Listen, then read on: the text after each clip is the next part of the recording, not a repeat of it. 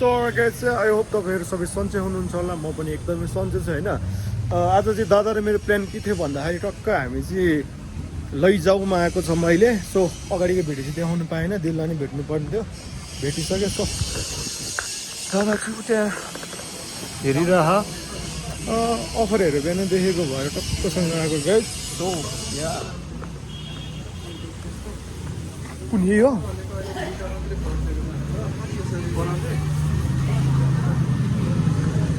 so म पनि यता हेर्दै बस्छु टक्कसँग यो चाहिँ बिहान 1000मा हालेको थियो क्यारे यो सेल चाहिँ खासै उयो त लागेन अब दादाको लागि लिनु लाग्यो सो यही हो अलिअलि प्याक नै छ हो 1000 वाला अफर चाहिँ भेटिसक्यो यस्तो छ तपाईँ हेर्न सक्नुहुन्छ टक्क ट्राई हान्नु लाग्यो हान्नु हान्नु ए त्यो पनि खोल्नु हान्नु न टाइट हुन्छ फेरि ल दाइ चाहिँ यहाँ ट्राई गर्दै हो सर गाइज मेरो चाहिँ ज्याकेटहरू योपालि धेरै भइसक्यो योचोटि म किन्दिनँ होला दादाले मलाई यो दिने भनेको थियो अब हेरौँ के गर्नुहुन्छ गो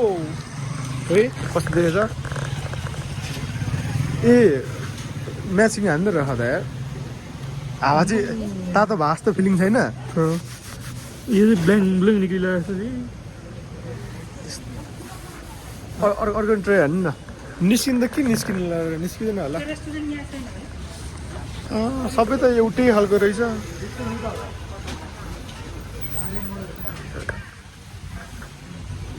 धागो त बुट निक्लिन्छ क्या हो यहाँबाट फाटिन्छ क्या होला यार हो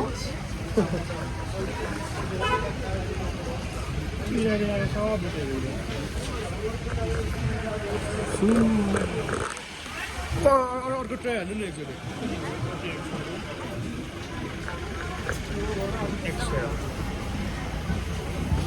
सर गाइस हामीलाई चाहिँ कुनै पनि ज्याकेट मन परेन 1000को सेलमा हालेको भएर आएको भिडियोमा चाहिँ राम्रो देखाएको थियो यहाँ आउँदा त एकदम के 0 लेभलको थियो पुरै धागो पनि कहाँबाट गएको त्यस्तो लियो भने त्यो 1000को एक दिन लगाएर के गर्ने एकचोटि लाउँदै च्यातिला जस्तो छ त्यही भएर हामीले चाहिँ लिएन गाइस सो अब हामी टक्कसँग फर्किनु पर्ने हुन्छ सो अरू गाइस अब हामी चाहिँ हिँडेको कुन ठाउँ हो त यो ठहरे सर गाइस हामी चाहिँ ठहरे भन्नेमा छु हामीलाई अब फेरि फर्केर सातो बाटो जानुपर्ने हुन्छ आज मेरो कपाल काट्ने प्लान थियो सो त्यो चाहिँ आज क्यान्सल भयो आज नभ्याउने पनि भयो भोलि शनिबार अब शनिबार हुन्छ होला भोलि सो चाहिँ हामी टक्कसँग जडीबुटीमा आएको त्यो अघि लैजाउमा गएको त्यहाँ चाहिँ मन पर्ने सो यहाँ चाहिँ अब कति हुडी 350मा सेल लागिरहेको रहेछ सो हामी चाहिँ अहिले यहाँ रिलोडमा आएको छौँ दादा चाहिँ भित्र जानु भइसक्यो अब म पनि जान्छु होइन टक्कसँग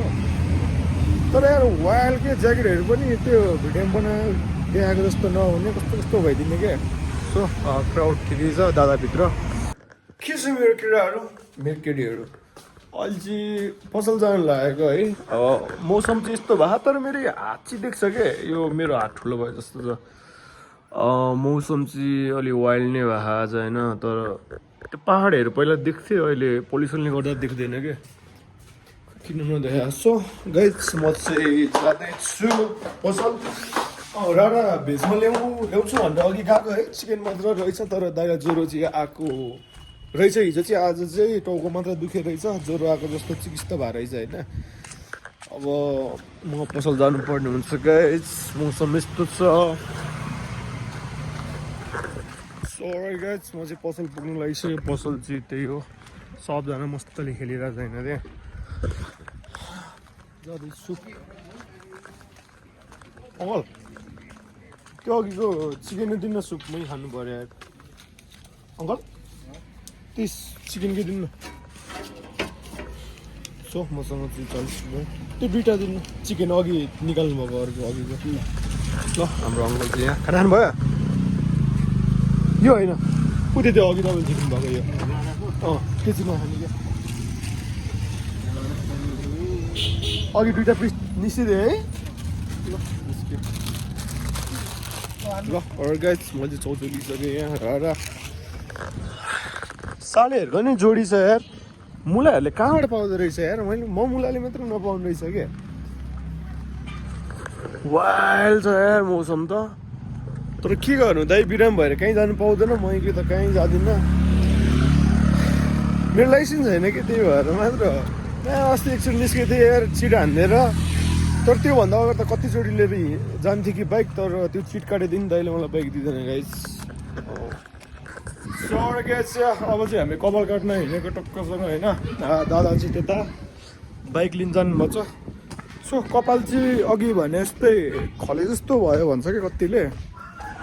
तर म सबै काट्दिनँ म हल्का सेप त गरेछ त्यही अनुसारले दामी मिलाएर काट्नु भालेहरू चाहिँ वाइल्ड छ क्या यो मलाई कुन चाहिँ भाले हो साला राति राति बाँच्छ के पनौती भाले यहाँ हाम्रो डेभिड पुत्रा 200cc यहाँ मिस्टर श्रेष्ठ